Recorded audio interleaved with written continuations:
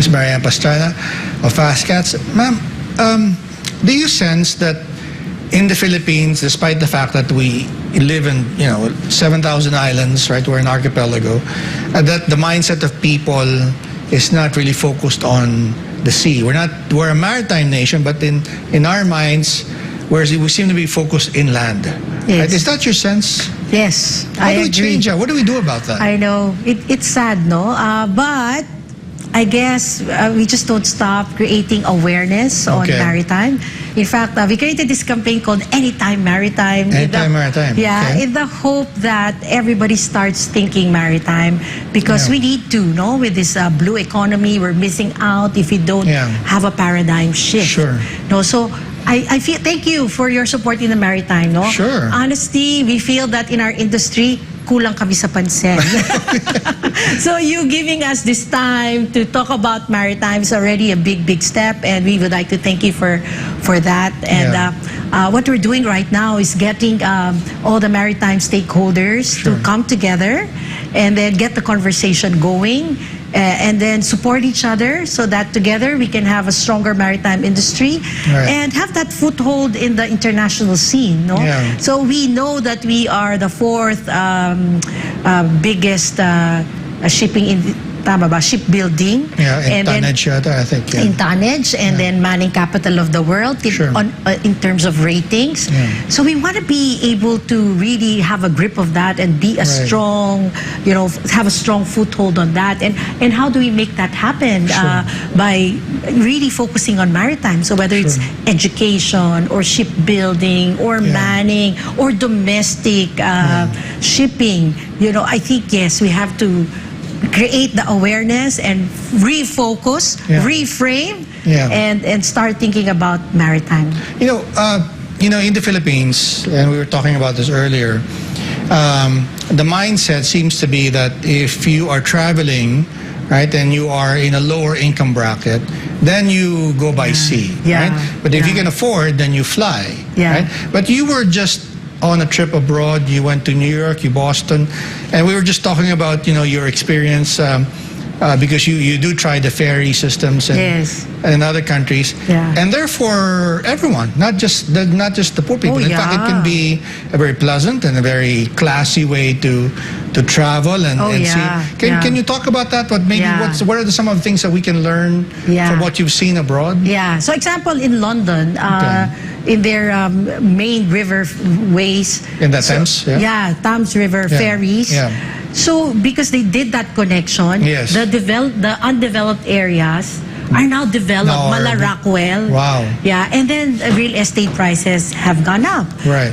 So was in New York, no? From downtown Manhattan, they have ferries that connect to the other islands up to New Jersey. And again, it brought up real estate prices because it's convenient for people to live in another island and then go to Manhattan. So convenient. And so we are invited to also do the same, no? Also like for Pasig River, if we can just make that happen. But as I was saying, it's not enough just to think about the design, but you think about the system, whole system, the whole system. Now, for inter-island travel, again, it's the road network, the ports, the design of the ports that will really accommodate the ships, and then the local government unit support, and of course the riding public. So in other ferry companies, like in Canada, for example, they also make the ship their vessels for research. So like research what's under the water where they are traversing or sailing.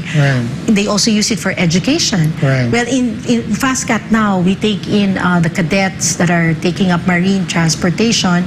So we're able to help that segment too. I see. So we have a backlog of that. So if we just, again, combine our efforts, our minds, together with Jed, Marina, and then help these young maritime transportation students to graduate and get their baccalaureate degrees and serve in the domestic fleet and then serve abroad because they are in demand, that will already be a big help. So there's a lot of potential. So, one of the things that will be happening soon is, of course, the President's second State of the Nation address. Right? And I'm sure his team are now in the middle of composing his speech.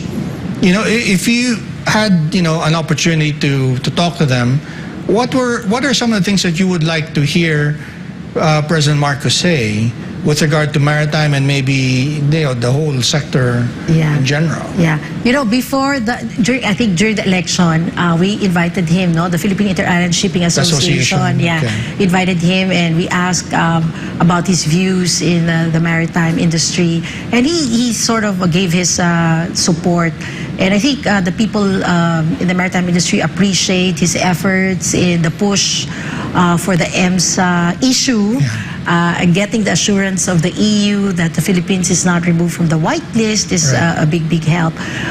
But of course, there's still much to be done, and a lot of support that we can get from government, from of course strengthening the maritime sector, giving it support, attention. So, example for banks. For them to support the maritime industry in funding ships, because it's not easy, it's not cheap, but if they can get government banks to support, well, Land Bank is already helping us, DBP is already helping us, but still there's many more ships that we need to... There could be more, right, if there were... better systems, right? Or modernize. So like there's already a law to phase out the wooden hull boats of the fisher folks, but they cannot implement it properly because of like funding issues. Right, they need the financing. Yeah, the financing. So I just came from a conference abroad on intentional transformation, and one thing I learned there is about being very, very proactive in where we want to go. Looking at our future self and then acting now towards our future self. And in my head I was thinking I should be talking to banks already and telling them our situation so that we can get more people to come and support the maritime industry, the shipping per se, make it easier for business people to do this business, get the support it needs so that we have more players and more option for our people. Now, is the business back from the past? Have you seen a return to pre-pandemic levels, both in passenger and cargo, or are we still running a bit behind? Thank God it's back. People are traveling. There's this travel revenge. And then cargo is also back. Of course, we want more, what we see happening, what we see we need to happen is like really the consolidation of goods and analyzing all this cargo so that we become more efficient. On our part, we're doing our digitalization, having our online ticketing system and really coordinating with the shippers and logistic companies so that we can service them better. And I think more of that is needed to bring down the cost and increase efficiency. And how do we attract the more affluent to take the ferries? Because ferries are more accessible to more places. Right? I mean, there are airports, of course, but airports there are some pluses and minuses, right? And certainly ferries are faster. You don't need to be there at the port as much as you would when you're taking a flight, right? But what do you think can be done? Is there something the government can do to promote? Hey, let's visit these places that are not served by airports. You talked about Calbayog, for instance, right? Catbalogan, that area. Click, being in this business made me know our islands more. The different characteristics of each island and the people, and affluent people ride FastCat, there are people who do this, they're vintage cars and they drive it all over. So they do that. If you take our Batangas Calapan route, all kinds of cars ride us. So people actually use the service, and I think there's not even enough ships to do this, But I think what government can do is, basic things like signages, the big LED lights. Simple things. Simple things like saying this is the nautical highway. The signages are not enough. lights on the road. You know, people have to feel safe when taking that road network. And how do you do that, diba? So more lights, maybe police presence. One of the things that the Philippine National Police Maritime Group is doing is increasing their presence in the passenger boats, no, like ours. Not only ours, but other boats as well. And I'm so appreciative of that, because increasing police presence in the boats will mean people will feel safe and secure, and therefore then they use the network. So there, and of course, advertising. So not just talking about it, promotion. Because, you know, do you know that you can actually drive to Katiklan without taking the plane, take your car, take your family, but then of course it will take time, no? We are about to connect Mindoro to Palawan, and Mindoreños are so excited about this, because then imagine to go to Palawan, they don't have to go back to Manila and take the plane, and the fare is kind of expensive.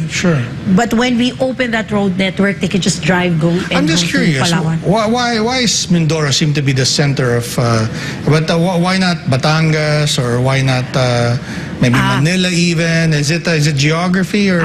Well, because our business model is short ferry connection. I see. Yeah, other shipping companies like Tugoyan, they have the kind of ships that do the long But trips. even then, they come from Batangas, I think. Yeah, they also come from Batangas or Manila, and then they go straight. No? So parang, we have different segments, but somehow with the FastCat, anywhere you go, the boat looks the same, and then short. So it's drive and then sail, drive and sail. So we have 3 nautical highways in the Philippines. So we have the western, the eastern, and the central. So pretty much that's what we connect.